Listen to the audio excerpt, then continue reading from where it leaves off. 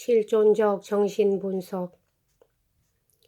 우리가 존재론적 현상에 의해서 기도했던 바와 같이 사람이 가지고 있는 인간의 진리를 입증하고 있는 것은 가능한 일이다.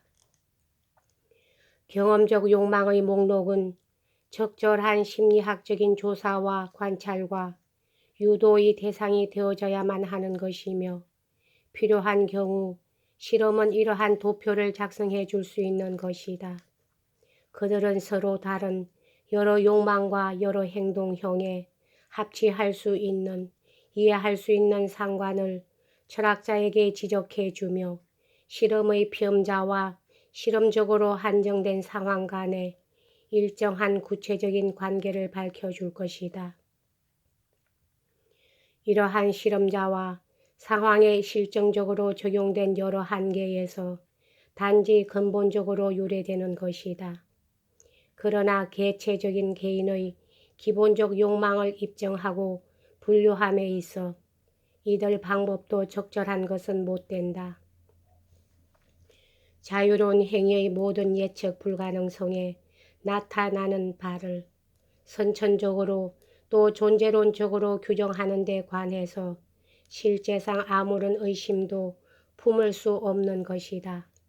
이러한 이유로 우리는 여기서 그러한 탐구와 전망을 매우 개괄적으로 지적함에 그치려는 것이다. 우리가 어떠한 사람일지라도 이러한 조사에 예속시킬 수 있다는 바로 그 사실은 다름 아닌 인간 실제성 일반에 속하는 바이다. 혹은 독자가 받아들인다면 이것은 존재론에 의해서 입증되어질 수도 있는 바이기도 하다. 그러나 그 신문 자체와 그 결과는 원칙상에 있어 전혀 존재론의 가능성 밖에 있는 것이다. 그 반면에 순수하고 단순한 경험적인 기술은 우리에게 목록을 제시해 줄 뿐이고, 우리를 사이비 삭감, 글을 쓰려는 것이라든가 수영을 하려는 욕망, 모험에 관한 취미, 질투 등의 정면에 처하게 하는 것이다. 사실상 행동형에 관한 도표라든가 욕망과 성향에 관한 도표를 작성하는 것만으로 충분한 것은 아니며, 그런 것을 해독하는 것 역시 필요한 것이다. 즉 그런 것을 어떻게 질문할 것인가 하는 것도 알아둘 필요가 있다. 이러한 탐구는 단지 특수한 방법 규칙에 의해서만 유도되어질 수 있는 것이다. 이것이 우리가 실존적 정신분석학이라 부르는 방법이다. 이러한 정신분석의 원인은 인간이란 총체적인 것이지 집합적인 것은 아니라는 점이다. 그 결과로 인간은 심지어 그의 가장 무의미하고 그의 가장 피상적인 행동에 있어서까지 그 자신을 전체로서 표현한다. 다른 말로 하면 나타내어지지 않고 있는 풍미라든가 매너리즘이나 인간의 행동이란 있을 수 없다. 정신분석의 목표는 인간의 경험적인 행동형을 해독하는 것이다. 즉 이러한 행동형의 서로가 내포하고 있는 폭로를 드러내 놓으며 그 행동형을 개념적으로 고정시키는 것이 그 목표이다.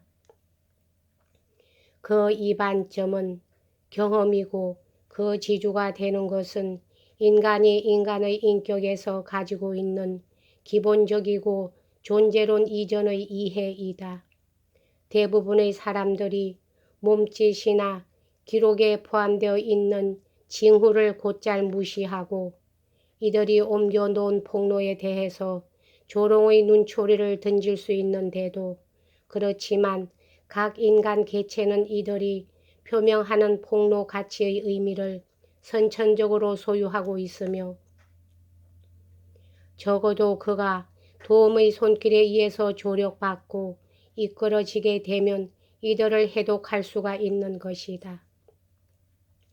다른 것과 마찬가지로 여기저기 진리는 우연에 의해서 조우되는 것이 아니며, 또 진리는 나일강의 근원이나 나이거의 근원을 찾아낼 때와 마찬가지로 그것의 소재에 대한 어떠한 예감도 갖고 있지 않으면서 그것을 추구해야만 하는 그러한 영역에 속해 있는 것이 아니다.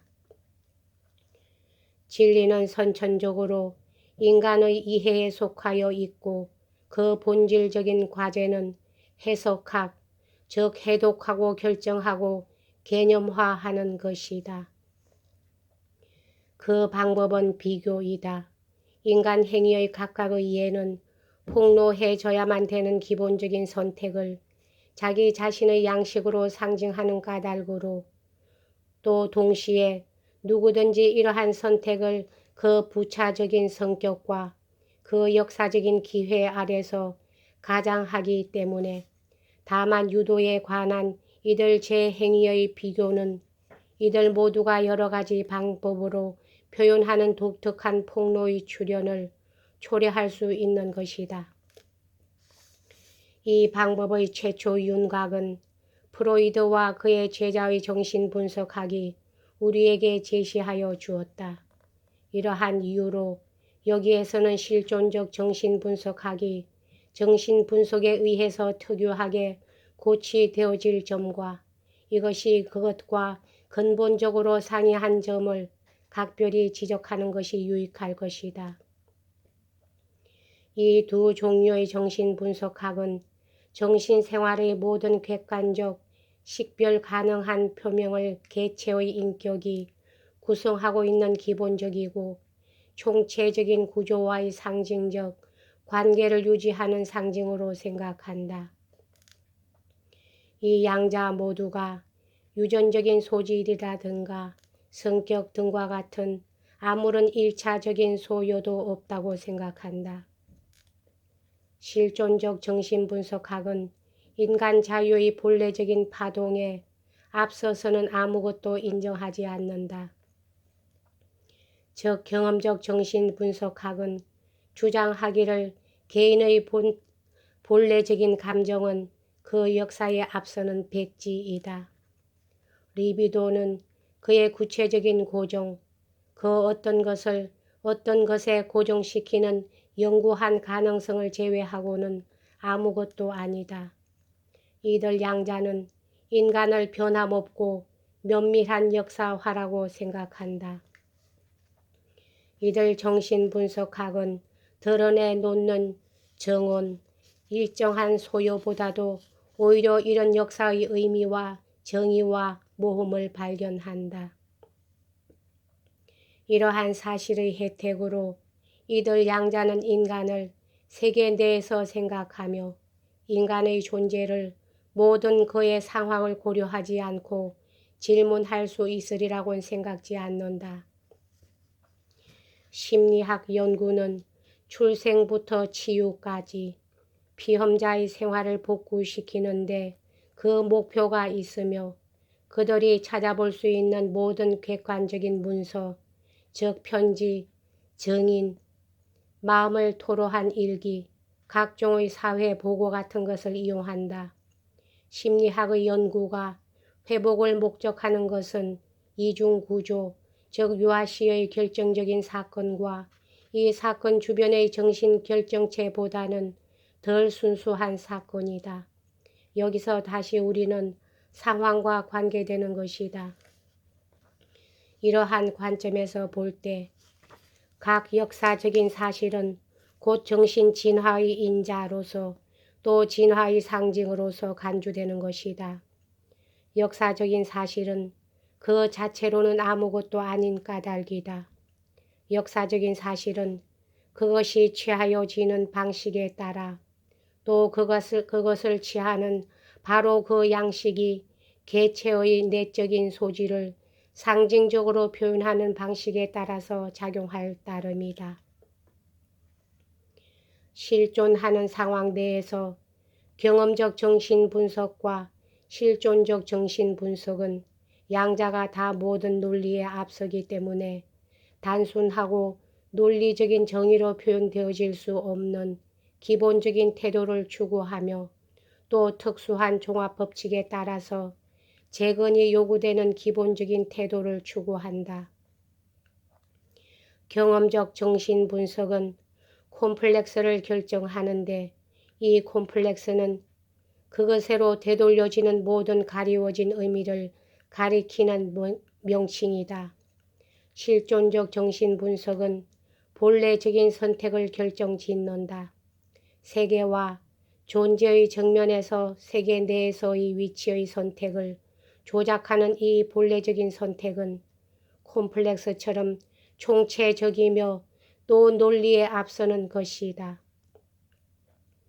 논리와 원칙에 직면하였을 때 인격의 태도를 결정짓는 것이 바로 이 선택이다. 그러므로 이론과 일치해서 그것에 관하여 질문할 수 있는 아무런 가능성도 없는 것이다. 이 본래적인 선택은 논리 이전의 종합 속에 실존의 총체성을 모으며 그리하여 그것은 가리워진 무한한 여러 의미를 참조하는 중추가 되는 것이다. 여기까지 하겠습니다.